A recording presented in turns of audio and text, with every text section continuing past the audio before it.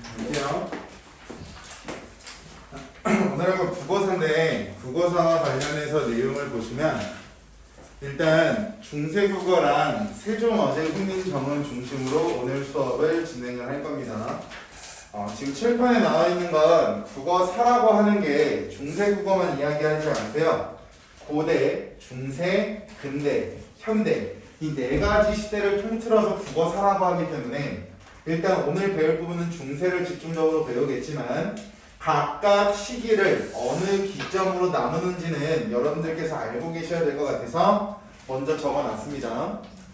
고대와 중세를 나누는 기준점은요. 고려, 건국 이전 같은 말, 통일신라 시대까지 같은 말이죠. 그러니까 통일신라가 멸망하고 고려가 건국되니까 고려, 건국 이전 같은 말, 통일신라 시대까지 학교별로 달라요. 고려, 건국이라고 말하시는 분도 계시고요. 통일신라 시대 이전이라고 말하시는 분도 계시기 때문에 두 가지에 대해서 구분해서 알고 계셔야 되고 중세와 근대를 나누는 기준점은요. 임진왜란이요.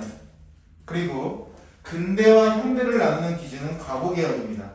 그래서 우리가 현대라고 하면 중간고사 때 배웠던 의문, 단어, 문장이라고 하는 게 현대국어에 나오는 문법적인 체계들이 될 테니까 그 부분을 다양하게 접근하실 거고요. 오늘 배우게 될 부분은 고대랑 근대는 다음 시간에 할 거고 중세만 집중적으로 살펴보도록 하겠습니다. 중세국어는 다시 크게 두 가지로 나뉩니다. 어떻게 나뉘냐면요. 훈민정음 창제 이후를 후기 중세국어라 그래요. 훈민정음을 기점으로 훈민정음 창제 이후를 후기 중세국어라고 하고요. 훈민정음이 창제되기 이전을 전기 중세국어라고 이야기합니다. 그래서 훈민정음이라고 하는 것을 만들었을 때를 기점으로 전기 중세와 후기 중세로 나뉘어지니까 중세국어 내에서도 나누는 기준점에 대해서 알고 계셔야 될 거고 훈민정음은요 1443년도에 창제했습니다.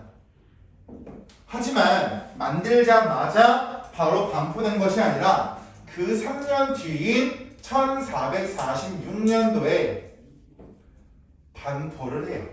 3년의 차이가 생길 수밖에 없었던 이유는요. 사대부들의 반대가 있었겠죠. 왜? 문제라고 하는 건 사대부들의 저주물이었고요. 사대부들이 자신의 권력을 상징하는 물건이었다라고 생각을 했기 때문에 사대부들의 반발에 부딪혀서 3년이라고 하는 갭이 생길 수밖에 없었습니다.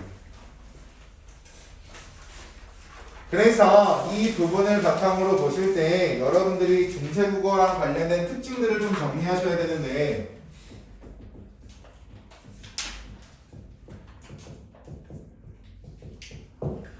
다음 시간에 배우게 될 고대나 중세나 근대나 비교하는 기준점이 필요하실 겁니다. 그 기준점 첫 번째 1번 표기.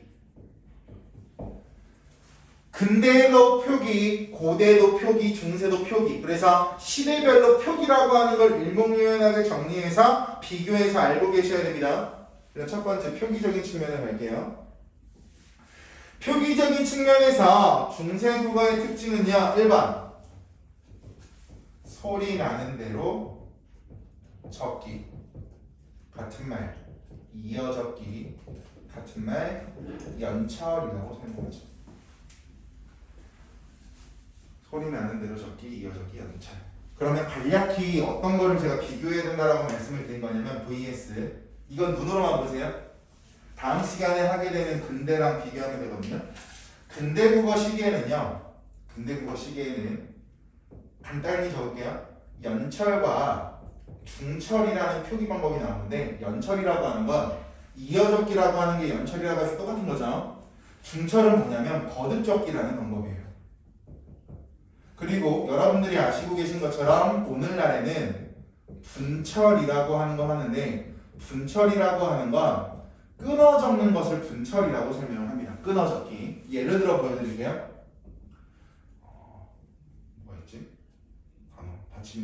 받침 있는 단어 두 개 뭐 있어요? 두 글자 이음절. 받침이 첫 음절에 받침이 있고 두 번째 음절에 모음으로 시작하는 거 있죠? 단어 하나 알려주세요.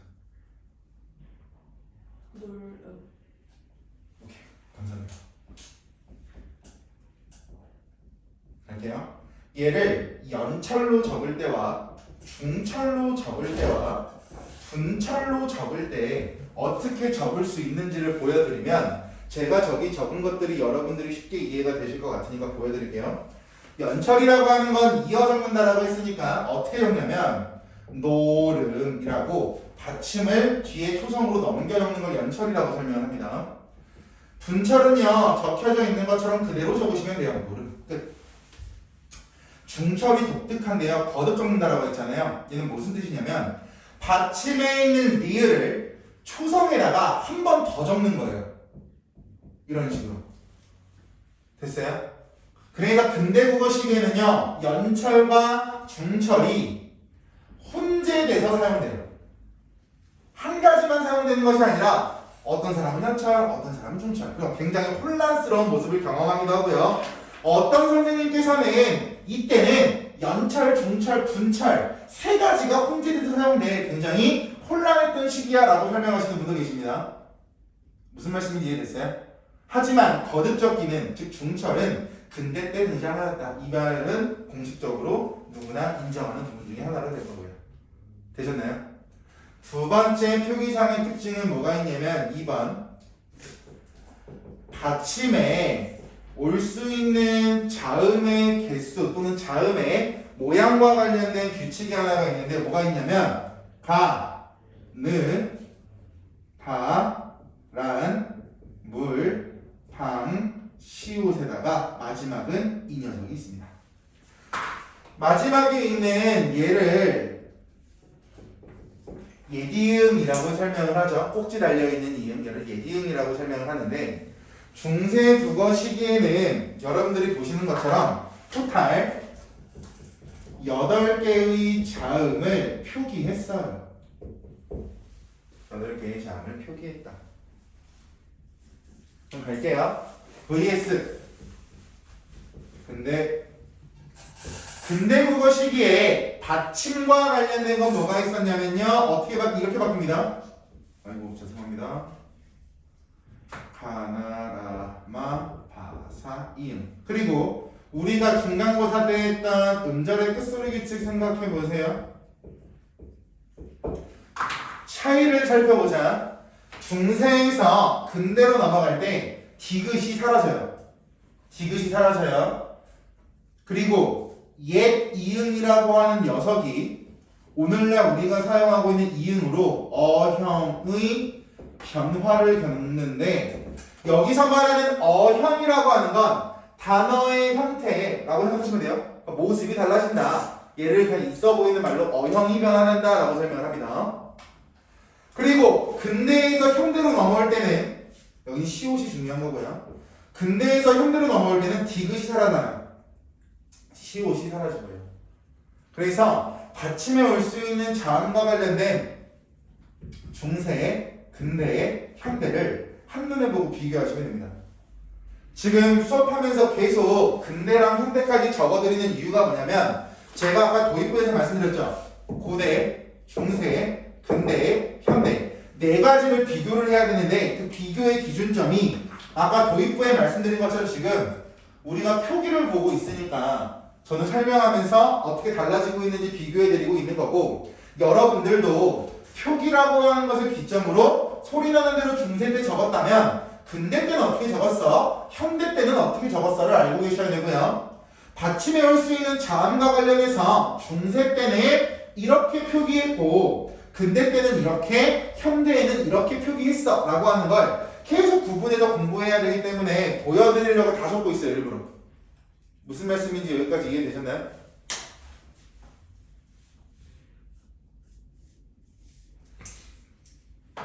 됐죠? 두 번째 기준점으로 할게요. 음은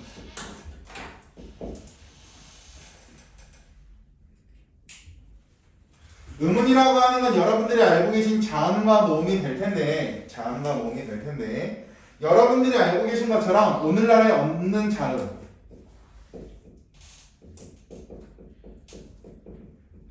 이러한 특이한 글자들이 사용되었죠. 첫 번째는 얘를 뭐라고 하냐면 순경음이라고 말합니다. 순경음. 비읍과 이응을 세로로 적는 것을 말하거든요. 세로로. 그럼 여러분들이 눈으로 보시는 것처럼 비읍이 위에 있으니까 얘는 순경은 비읍이라고 설명하고요. 예를 들어서 만약에 얘들아 이런 글자가 있다면 얘는 뭐라고 말할까? 순경은 미음이라고 말할 겁니다. 그럼 하은아, 만약에 이렇게 있는 글자는 뭐라고 명칭을 붙일까요?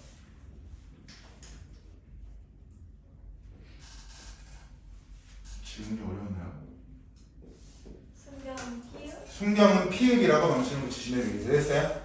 근데 여기가 나왔을 때 읽는 방법 말씀드렸으니까 제가 여러분들에게 도와드려야 되는 건 뭐냐면 얘랑 관련해서 물어볼 수 있는 게 있어요. 뭐가 있냐면 연서. 연서라고 하는 건 글자를 세로로 이어 쓰는 방법을 연서라고 설명을 해요. 비읍과 이음이라는 자음을 세로로 적었죠? 얘를 연서라고 합니다. 뒤에 가면 우리가 병서라고 하는 걸 보게 될 거예요. 병서와 연서는 다른 거니까 여러분들에게 말씀을 드린 거고요. 또 갈게요. 천천히 따라오세요. 두 번째 나와 있는 이 세모라고 하는 것을 우리 뭐라고 말하냐면요. 반치음이라고 설명합니다. 반치음. 반치음. 마지막에 나와 있는 얘를 그냥 제가 얘보다는 짝대기를 길게 그렸습니다. 일반적인 이응이 아니기 때문에 얘를 예기응이라고 한다라고 했죠. 오늘날 현대국어에는 없는 자음이 될 텐데 학교에서 잘 들어. 얘네들은 현대에 없는 자음이니까 어떤 변화, 과정을 거치는지를 물어볼 수가 있어요. 이게 무슨 말이냐면 예를 들어서 반치음이라고 하는 거 오늘날에 안 쓰잖아요. 그죠? 얘는 완전히 삭제돼요. 사라져 버립니다. 그래서 중세 국어 시기에 이런 글자가 있다고 가정한다면 이 반치음이 완벽히 사라지기 때문에 얘는 적을 수가 없어요. 근데 우리말에서 초성이 이렇게 긴 자리일 때는 음운으로 인정하지 않는 동그라미를 그냥 집어넣잖아요. 그죠? 그래서 반치음은 완전히 소실된다라고 설명합니다. 어차피 얘는 음운으로 인정하지 않는 녀석이니까. 무슨 말씀 이해됐어요? 이거 말고도 예기음이 어떻게 변하는지 순경음 비읍이 어떻게 변하는지도 있는데 학교에서 할지 안 할지 모르니까 그건 하면 개별적으로 별도로 봐드리겠습니다. 됐어요? 두 번째 2번. 중세국어 시기에 예사소리, 거센소리, 된소리의 삼중체계가 형성됩니다. 이 삼중체계는요 오늘날까지 이어지고 있는 게 삼중체계예요. 크게 특이사항은 없으실 텐데 얘가 나올 때 항상 비교해야 되는 건 고대국어입니다. 지금 앞에서는 고대국어는 자료가 너무 없어서 거의 남아있는 기록이 없기 때문에 많이 물어보지 않는다면 얘는 고대랑 왜 비교를 해야 되냐면요 고대국어는 예사소리와 거센소리만 있었습니다. 그래서 이중체계였어요. 여러분들이 눈으로 보시는 것처럼 된소리라고 하는 건 중세국어 때 새롭게 등장한 녀석이다라고 하는 건 여러분들이 볼 수가 있겠죠. 됐어요? 3번 이거 먼저 합시다. 어두 자음군이 존재하였다. 어두 자음군이 존재하였다. 어두 자음군이 존재하였다. 그럼 갈게요. 여기서 말하는 어라고 하는 글자는요 단어죠. 두라고 하는 글자는 초성입니다. 자음이라고 하는 건 어떤 것을 자음이라고 하는지 알고 계실 거고요. 군이라고 하는 글자는 2개 이상이죠. 즉 중세국어 시기에는요 단어의 초성에 2개 이상의 자음이 올 수 있었답니다. 그럼 예를 들어서 어떤 글자들이 있었냐면 이런 글자들이 있었대요. 그럼 여러분들이 눈으로 보시는 것처럼 비읍 시옷이 쓰인 이 초성에 서로 다른 자음이 두 개 왔기 때문에 이런 것을 우리가 뭐라고 하냐면 어두자음군이라고 설명을 할 수가 있다고요. 근데 어두자음군이 나왔을 때 여기서 끝나면 안 되고요. 여러분들이 아까 연서라고 하는 걸 봤던 것처럼 어두자음군이 나오면 같이 알고 있어야 되는 게 병서입니다. 병서. 병서는 아까는 글자를 세로로 썼다면 글자를 가로로 쓰는 것을 병서라고 설명을 해요.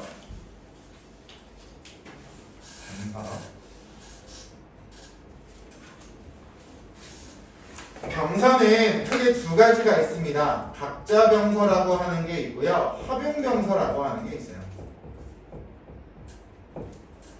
중세국어 총정리 중 할게요.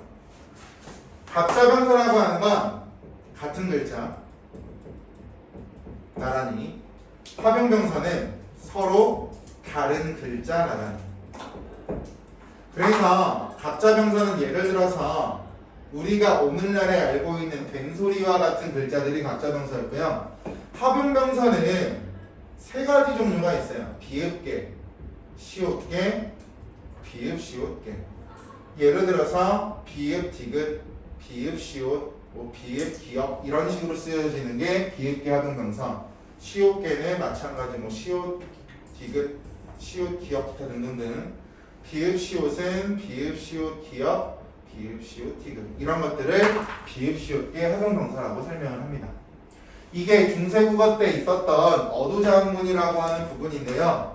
어두자음군이라고 하는 건 현대에는요 인정하지 않죠. 중세 때는 어두자음군이 존재했지만 현대에서는 인정하지 않는다. 4번 아직 의문 안 끝났어요? 4번 영상 찍고 있으니까 부분부터 다시 보면 돼요. 필기에서 못 찾게 되죠. 네, 맞아요. 4번 가겠습니다. 중세국어 시기에는요 모음 조화가 철저하게 지켜졌어요. 모음 조화가 철저하게 지켜졌습니다. 그럼 갈게요. 모음 조화라고 하는 건 양성 모음은 양성 모음끼리, 음성 모음은 음성 모음끼리 만나는 것을 모음 조화라고 하는데, 모음 조화를 볼 때 여러분들이 꼭 기억하고 있어야 되는 게 이거예요. 중세국어 단모음 체계표. 중세국어 단모음 체계표를 기억하고 계시면 모음 조화가 굉장히 쉽게 끝납니다.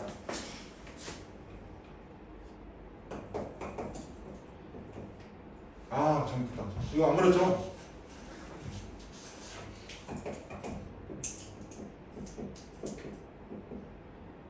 지금 여러분들이 보고 계신 게 중세국어 단모음 체계표거든요.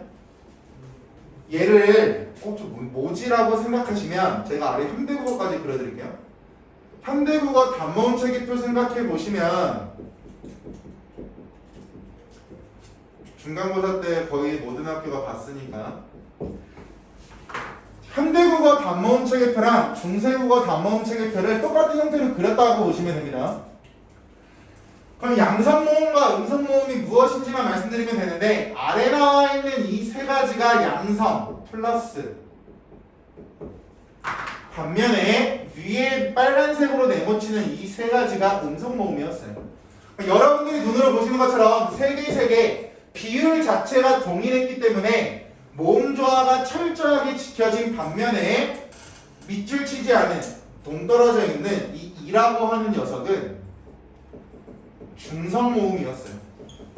플러스랑도 어울리고 마이너스랑도 어울리는 중성 모음. 그래서 이따가 뒤에 가면 배우겠지만 양성 모음은 양성 모음끼리 만나야 되기 때문에 조사를 사용하는 데 있어서 어떤 조사를 사용해야 되는지도 나오니까 그 부분 통해서 확인해 보시면 되고요. 이러한 모음 조화가 현대 국어에서는 잘 지켜지지 않죠. 그럼 잘 지켜지지 않는 이유는 아래하에 소실. 중세국어 시기에 있었던 아래아가 현대국어로 넘어오면서 사라져버리니까 모음조화 현상이 파괴되었다라고 인지하고 계시면 될 것 같습니다. 아래아의 소실은 근대국어나 후기중세가면 많이 나오니까 아래아의 소실이 진짜 중요합니다. 아래아의 소실을 모르고 시험을 보러 갈 수가 없기 때문에 아래아의 소실과 관련해서는 관련된 부분에서 근대국어쯤 나올 겁니다. 거기서 자세하게 설명을 드릴 테니까 중세국어랑 관련된 부분만 여러분들께서 정확히 보고 계시면 될 것 같고요. 5번 성조 같은 말 소리의 높낮이 통해서 의미가 변별되었다. 변별이라고 하는 말 자체는 우리가 많이 봤던 거죠. 구분, 구별이라는 말과 동일할 거고, 소리의 높낮이라고 하는 것을 보고 있는데 왜 의문이라고 하는 기준점에서 설명하는지를 생각해 보시면, 의문이라고 하는 건 말의 뜻을 구별해주는 소리의 가장 작은 단위가 의문이기 때문에 의미를 변별시켜주는 기능을 하고 있는 성조도 의문이라고 하는 카테고리에 집어넣고 분류할 거라고요. 의문이라고 하는 말의 정의를 알고 계시면 되겠죠. 이러한 성조는요, 여기다 위에다 적을게요. 성조의 종류야. 이어서 위로 적겠습니다. 낮은 소리 있죠, 저음. 이렇게 낮게 내는 소리를 뭐라고 하냐면 평성. 반면에 낮았다가 높아지는 소리 있죠. 아이유의 3단 고음처럼 계속 소리가 올라가죠. 얘를 상성. 계속 하이톤, 높은 소리를 뭐라고 하냐면 거성이라고 설명을 합니다. 상성, 상성, 거성. 그리고 화살표 보시면 소리가 뚝 떨어지고 있는데 얘를 빨리 소리를 끝맺는 소리다라고 하는 뜻을 가지고 있는 입성까지, 이 네 가지가 성조의 종류입니다. 그럼 사람들은요, 이 성조를 구분해야 됐을 텐데 성조를 구분하는 데 썼던 방법은 뭐냐면 방점이에요. 방점이라고 하는 건 1번 글자 왼쪽에 찍습니다. 오른쪽에 찍는 것은 인정하지 않고요. 왼쪽에 찍어야 돼요. 그러니까 왼쪽 오른쪽 객관식 함정에 빠질 수 있으니 알고 계셔야 되고요. 점은요 0개에서 2개까지요. 2개 이상이라고 말해도 틀려요. 3개가 나올 수도 있잖아요. 그럼 여기다가 찍어드릴게요. 평성은 글자 왼쪽에 점을 찍지 않습니다. 얘를 0점 또는 무점이라고 설명을 해요. 점이 없다. 점을 안 찍으면 사람들은 평성으로 읽으라고 이렇게 인지해야 돼요. 반면에 상성 글자 왼쪽에 점을 2개 찍어요. 2개 찍고요. 거성은 1개 찍습니다. 그래서 글자 왼쪽에 나와 있는 점의 개수로 소리가 구별이 되니, 소리의 높낮이가 구별이 되니 당연히 의미도 변별되겠죠. 잘 보세요. vs 현대. 현대 국어에서 소리의 높낮이는 의미를 변별할 수가 없죠. 오늘날에는 소리의 길이가 의미를 변별합니다. 중세국어 시기에 성조가 나오면 현대국어랑 비교해서 물어볼 수 있는 건 여기가 되겠죠. 그리고 두 번째 마지막, 성조에서 나올 수 있는 마지막 변화 과정은 현대로 오면서 평성 사라져요. 거성 사라져요. 입성도 사라져요. 유일하게 남아있는 게 상성입니다. 이 상성은 현대국어에서 뭐로 나냐면 장음, 같은 말, 긴 소리로 남아있어요. 그래서 모든 성조가 사라졌다라고 말하면 틀립니다. 성조 중에서 상성만 현대국어의 장음으로 남아서 의미를 변별하는 역할을 해요.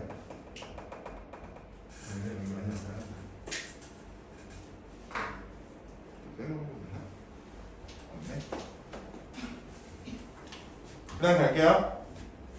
세 번째 카테고리,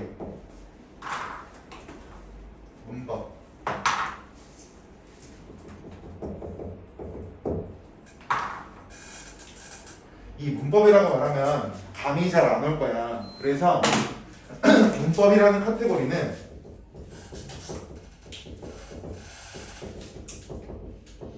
우리 문장이라고 해서 문장 성분 배우죠. 문법 요소라고 해서 피동사동, 주체 높임, 객체 높임, 상대 높임 배우잖아요.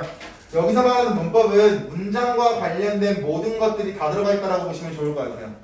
문법이라고 했을 때 문법이 뭘 말하는 거지라고 생각하지 마시고요. 왜? 이 앞에서 배운 거 다 문법이잖아요. 그렇기 때문에 문법이라고 나오면 문장에 나오는 문장, 문장 성분, 높임법, 시제, 기타 등등등 이 모든 것들이 문법이라는 카테고리에 들어간다라고 생각하고 계시면 좋을 것 같습니다. 일단 1번. 가장 많이 나오는 조사, 격조사의 종류를 먼저 잠깐만 볼게요. 맨날 나오는 거 있죠? 주격조사. 주격조사가 여러분들 알고 계신 것처럼 현대국어에서는 이와 가가 있어요. 그런데 중세 때는요, 이라고 하는 형태의 한 가지밖에 없었습니다. 여기까지만 보면 간단하고 쉬운데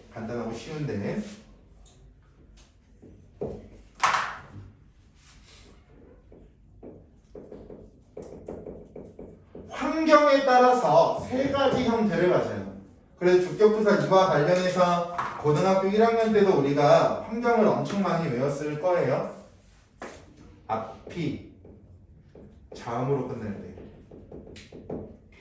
앞에 오는 체언이 이 모음을 제외한 모음으로 끝날 때, 앞에 오는 체언이 이 모음으로 끝날 때, 세 가지의 조건을 가지고 적용해 보셔야죠. 가겠습니다.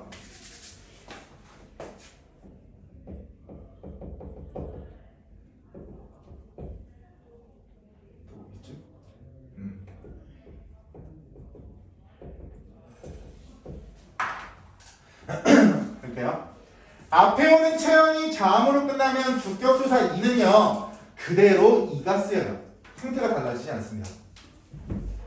반면에 이 모음을 제외한 모음으로 끝나면요 짝대기 하나가 와요. 짝대기 하나. 마지막으로 이 모음으로 끝나면 아무것도 적지 않습니다. 아무것도 적지 않아요. 아무것도 적지 않아도 사람들이 주격조사가 있다고 라고 인식을 했다고. 그럼 예를 들어서 나무라고 하는 건 우라고 하는 모음으로 끝났으니까 주격조사 이가 쓰일 거고 짝대기 하나. 이 모음을 제외한 모음으로 끝났으니까. 책이라고 하는 건 자음으로 끝났으니까 주격조사가 그대로 오겠죠. 나이라고 하는 글자는 이 모음으로 끝났으니까 아무것도 사용되지 않을 겁니다. 됐어요? 이걸 알고 있어야 이따가 하게 될 세종어제 훈민정음에서 형태도 분석 다 하고 막 적용할 때 무슨 말인지 사이즈가 좀 나오실 거예요.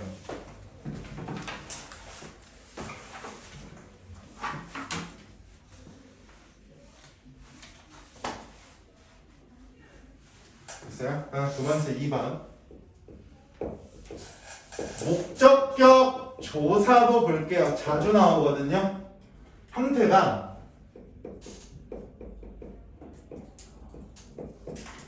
이렇게 네 가지가 있었어요.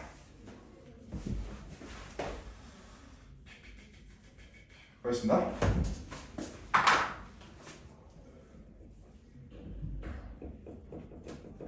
이 두 가지를 나누는 기준은 앞에 오는 게 자음으로 끝났냐 모음으로 끝났냐.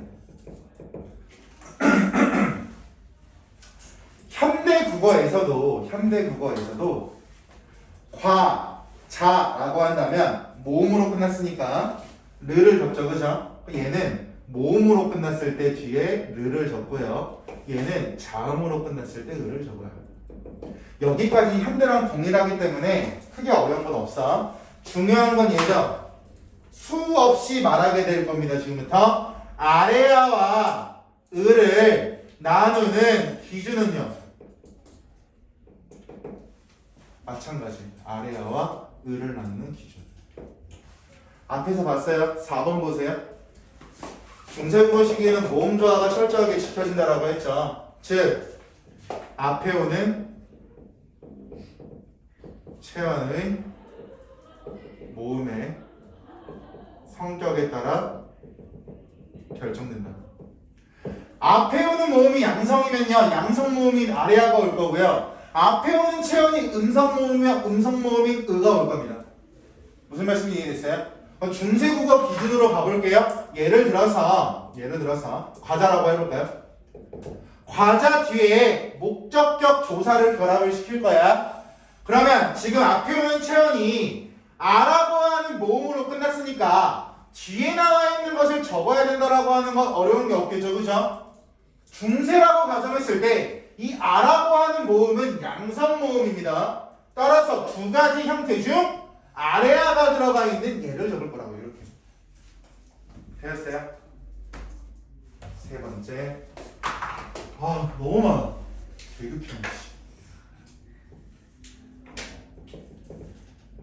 주체 높임, 상대 높임.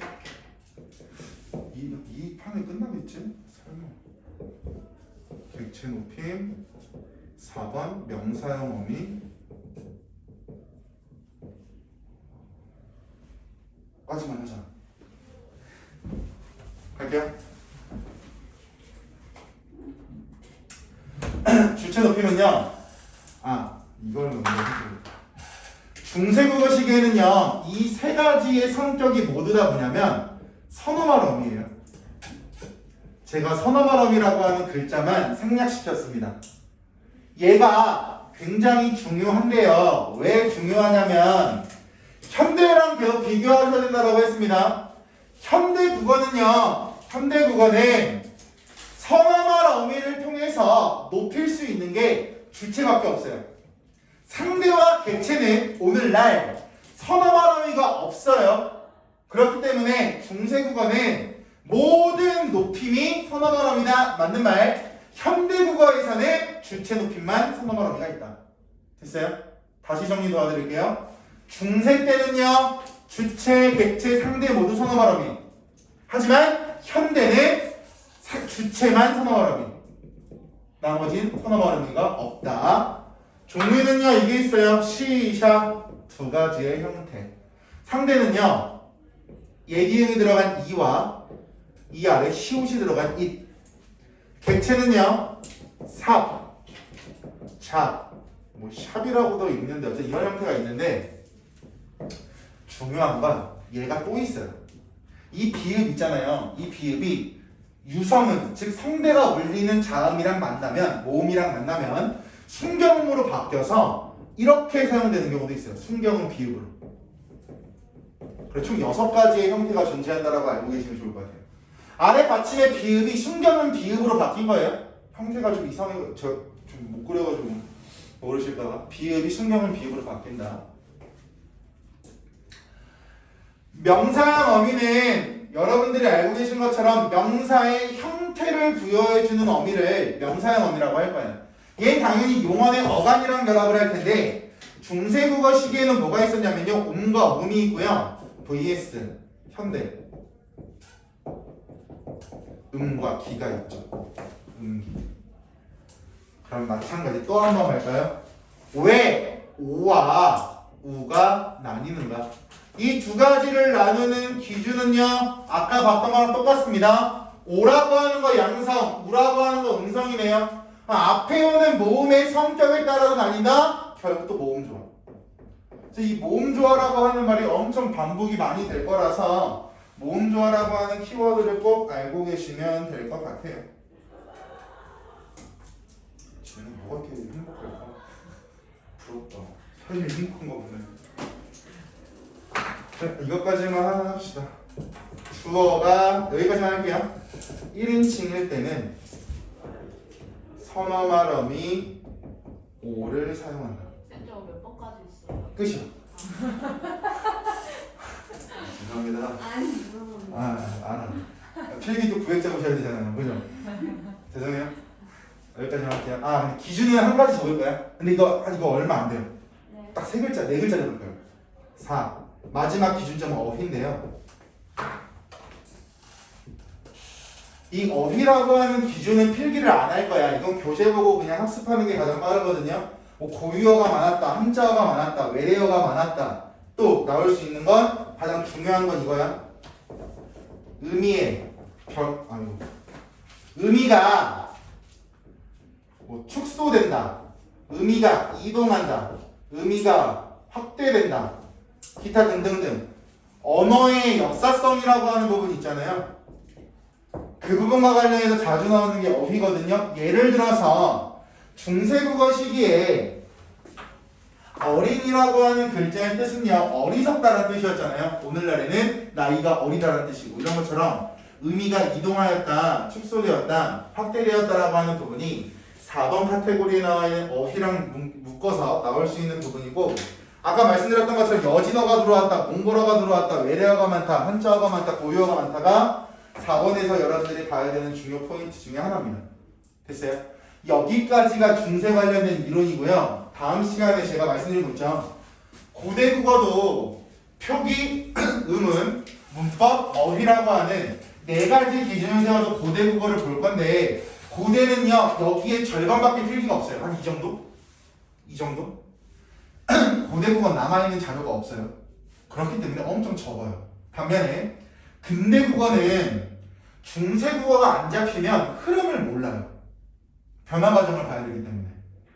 그리고 가장 많이 나오는 게 훈민정음 창제라고 하는 역사적 사건을 만든 시기이기 때문에 중세를 먼저 하면서 근대랑 현대랑 같이 보았으면 하는 부분까지 말씀을 드렸다라고 보시면 되고요. 다음 영상에서는 세종어제 훈민정음이라는 고1 때 나오면 매번 우리가 분석했던 페이지, 교과서나 수능 특강에서도 매번 나올 수 있는 부분을 가지고 여기 있는 내용을 적용하면서 형태도 분석을 할 겁니다. 되셨죠?